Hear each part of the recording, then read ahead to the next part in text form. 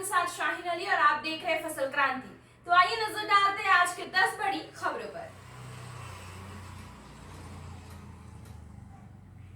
नीति आयोग के सदस्य doctor VK. Paul ने कहा है, उत्तर और दक्षिण अमेरिका को छोड़ दे तो लगभग बाकी सारे क्षेत्रों में स्थिति बद से बदतर हो गई है। उन्होंने कहा, दुनिया तीसरी लहर की तरफ बढ़ रही है। मामलों में हमारी गिरावट धीमी पड़ गई है।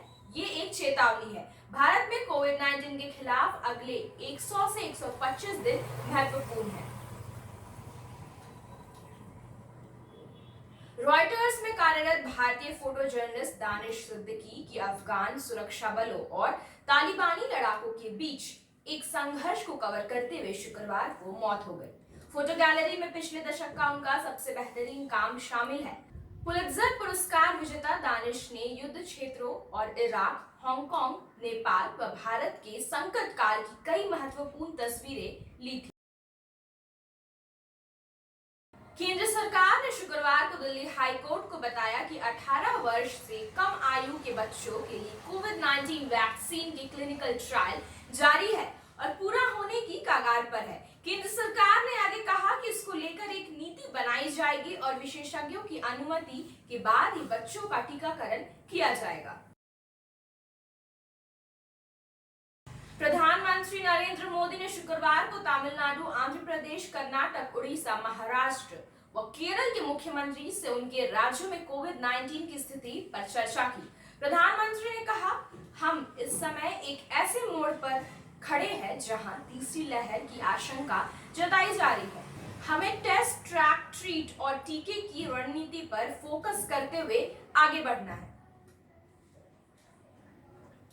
प्रधानमंत्री नरेंद्र मोदी ने शुक्रवार को 6 मुख्यमंत्रियों संग कोविड-19 पर वर्चुअल बैठक में कहा, महाराष्ट्र और केरल में मामलों में लगातार इजाफा दिख रहा है। ये वाकई हमारे लिए, देश के लिए एक गंभीर चिंता का विषय है। उन्होंने कहा, जहां मामले बढ़ रहे हैं वहां सक्रिय उपाय करते हुए तीसरी लहर की किसी भी आशंका को रोकना होगा। अब रुक करते हैं कृषि विभाग से जुड़े कुछ खबरों की ओर। राजस्थान के हनुमानगढ़ की 3 बहनों को एक साथ राजस्थान प्रशासनिक सेवा 2018 की परीक्षा में चयन हुआ है।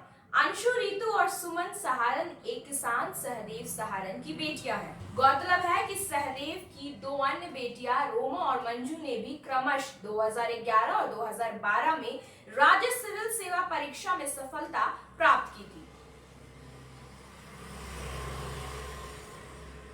देश के किसान खेती के लिए ड्रोन का इस्तेमाल कर सकते हैं। इसके लिए केंद्रीय कृषि मंत्रालय की ओर से दिशा निर्देश जारी किए हैं। ड्रोन के उपयोग के लिए स्टैंडर्ड ऑपरेटिंग प्रोसीजर जारी किया गया है।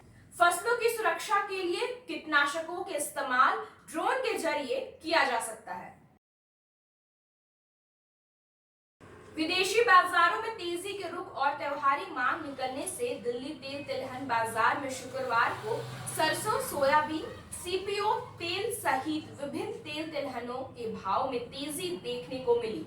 बाजार सूत्रों ने बताया कि मलेशिया एक्सचेंज 0.5% और शिकागो एक्सचेंज में 1.5% की तेजी रही, जिसका सीधा असर स्थानीय तेल तिलहनों पर दिखा, जिनके भाव लाभ के साथ बंद हुए।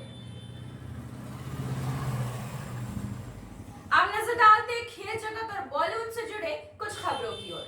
टोक्यो ओलंपिक पर कोरोना का खतरा मंडराने लगा है। ओलंपिक को शुरू होने में सिर्फ 6 दिन बचे हैं, लेकिन 4 दिन पहले खुले खेल गांव में कोरोना का पहला केस सामने आया है। खेल गांव में तैयारी में जुटा एक अधिकारी कोरोना संक्रमित पाया गया। आयोजकों ने संक्रमित अधिकारी को 14 दिनों के लिए क्वारंटीन कर दिया है।